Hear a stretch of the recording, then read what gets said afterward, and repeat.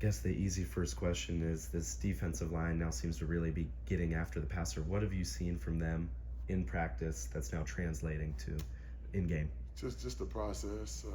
Guys are trusting their techniques, and guys have bank reps at practice, and you got a proven method that works, and the guys are when the lights on, they're making the plays. They're just falling back on the habits that they created in practice. So it's really fun to watch.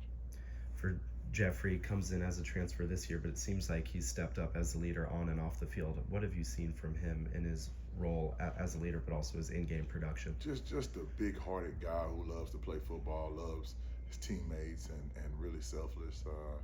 He hadn't missed a practice. He works his butt off.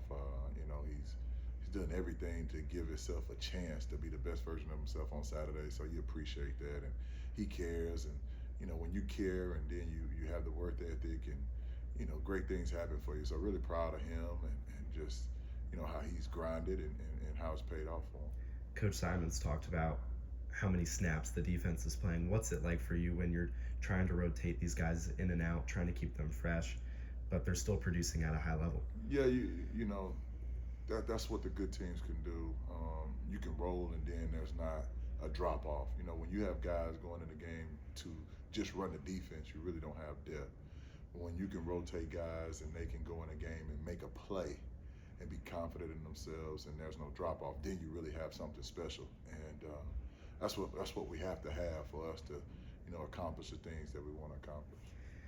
And you talk about the no drop off, no matter who's on the field in those big third and fourth and short scenarios. It seems like you guys have thrived getting off the field a ton. What does that say about the mentality? Yeah, at times we joke around here that we've been better at 4th and 1 than we've been at 3rd and 15. There's attention to detail, guys. Just the preparation. Whether it's Coach Simons, Coach Mo. We try to put these guys in the best position, and they understand situational football. Probably the best I've ever been around as far as coaching, and just really understanding the situation. We do a great job weekly of having these guys prepared. So it's really been awesome to see. Coach Lashley's talked about this is the first time in 40 years that SMU has played 6 straight Power 4, Power 5 games. Is it as easy to say that this bye week comes at a perfect time now to reset? Oh man, we needed it. We needed it, and to be able to have the bye and possibly get as fresh as you can be, and then have an opportunity to try to close the season out in a manner the way we want to. It was right on time. It is what it is. Everybody else is going through it across the country, so that's the hand we was dealt, and hey, let's go play the cards. And a couple more transfers, Terry Webb and Shaq Spears. How have you seen them just get better as the season goes on? Terry Webb flashes, every game, man. He's been very consistent. He's been the most productive in the room, and I love the kid. A guy with, a kid who lost his mother before the Baylor game, still played in it, and you could tell the wear and tear on his body is adding up. But he's a football player, man. He's a guy that, when you're gonna bet on someone, you bet on that young man. Just how the support that he has, and for him to still be where he is right now is really impressive to him, and the inner drive that he has. So we're fortunate to have him, and I think this bye week couldn't be at a perfect time. Get him healthy, and that way we're not limping to the finish line, that we're sprinting. And then Shaq has done a good job for us. He's just a guy that, man, big-hearted kid, stays in the building, works at it, and he's provided us depth. We've been able to roll constantly throughout the year. And anytime you got 300-pounders, the 3 guys you named, Emba, Terry, Shaq, those are 300-pound guys. You got to have several of them to have a chance, and we have them. So it's my job to make sure I keep it as simple as I can so that they can use their God-given ability.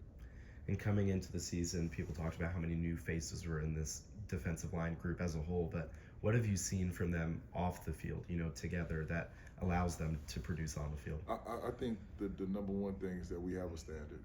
You can show these guys videotape of how it's supposed to be done and what we expect. We can pop on the tape and say, hey, this is how it's supposed to be done. And you have guys that have played on Sundays and had opportunities to play on Sundays, and when you can show that to those guys, they buy into your culture. The culture starts with your head coach, and then Coach Simons creates the culture for how we want to play on defense. So when you have a culture, you know, you're going to see some of the same things happen over and over and over. And we want to get it to the point to where, man, you want to play good football up front, you know, come to SMU, you know, you're going to get developed, you're going to get taught, and it's a system that it allows you to use your God-given ability to make plays. So when you have athletic guys with the right culture, with the right system, you expect production to happen. So that's been pretty good for us, and I think the guys kind of follow suit. And it's been good to see them come together. We had to go through some growing pains, but we're here now, and you know, now it's our job to like apply the wisdom that we've learned from those growing pains. And you mentioned it a little bit. Coach Simon said Turbo maybe wasn't having the best start to the season that he wanted, but he's really picked up his production. What have you seen from him, especially when Cam's been banged up? Just hungry. Just like, hey, okay, these guys are so resilient. Like, okay, that happened, so what? Keep going. I mean, and you know, he's one of those guys. You say, hey, man, you could point to Elijah Roberts, and you could say, hey, maybe he started here his senior year, boom, boom, boom, and look how he finished. He's starting for the Tampa Bay Buccaneers. So just keep playing, man. Just don't get in your own head.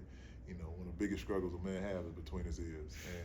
And for him, it was just rep after rep, day after day. You know, if you put in the work in practice, it'll show up for your game, and it's showing up for him. And it's just proud to see that we needed him to do